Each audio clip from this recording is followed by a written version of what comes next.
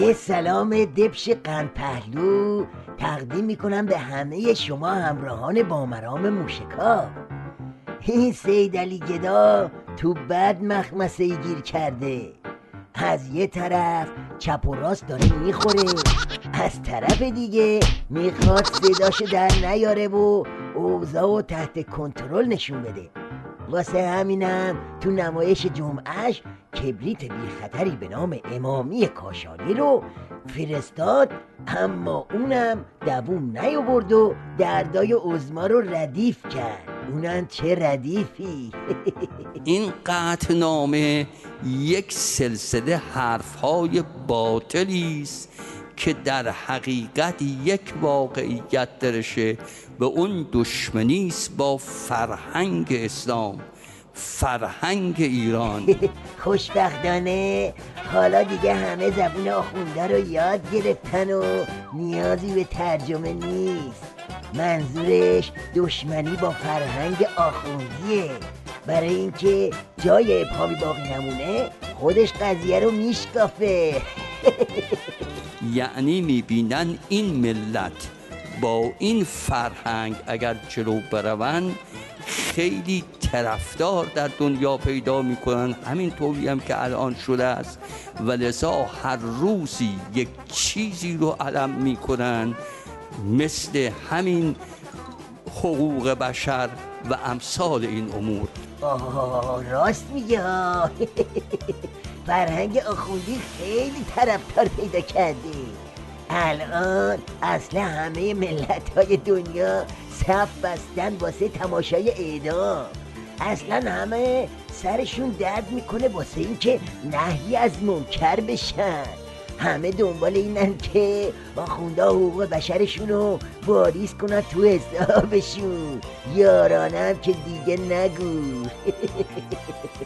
این یارانه ها در برابر حذف سوبسید هاست. این چنین نیست که حالا که گاز گرون شده یا چی گرون شده که البته باید دولت توجه به این مطالب بکنه و میکننم که مشکل برای مردم عزیزمون پیش نیاد، ولی در عین حال این چنین نیست که طلب داشته باشن، بلکه اون چیزی که هست این است که دولت اعلام میکنه شما هر کس میخواد ثبت نام کنه، در ثبت نام آزاده، ولی کسی که استغنا داره و براش نیازی نیست نگیره. این نکته بیت المال نکته مهمی است. آره آزاده. فقط کم مونده تفنگ بذارید رو شقیقه ملت بگید بی خیال یارانشو. حالا شلقم پرنگی بگو ببینم بعد از این هپو کردن یارانه ها میخواید این پول صرف چی کنی؟ صرف بهداشت، تولید، اشتغال، کارهای مهم کشور. بیت المال برای همینه. بقیهش هم بگو دیگه. صرف سوریه، صرف انفجار تو عراق، صرف بگیر و ببند، صرف پوش دادن ریش شیخپری، صرف پناهندگی هسته‌ای. دیالا دیگه بالا بیاد. این فناوری اون چنان شد که ارتقا داد به ملت، ارتقا داد به کشور و جمهوری اسلامی. این ارتقا و دشمن نمیخواهد.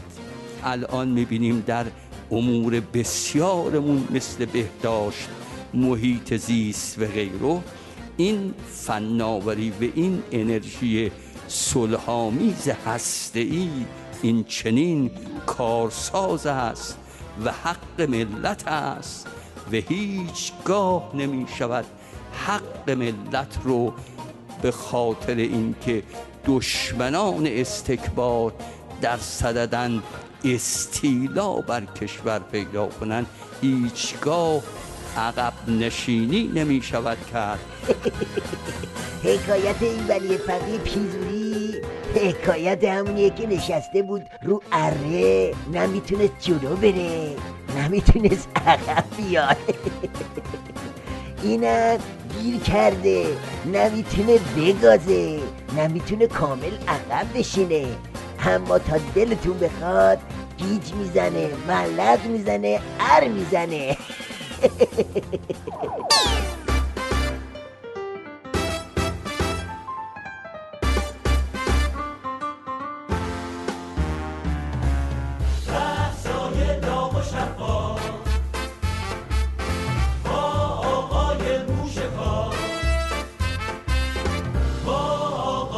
موشکاف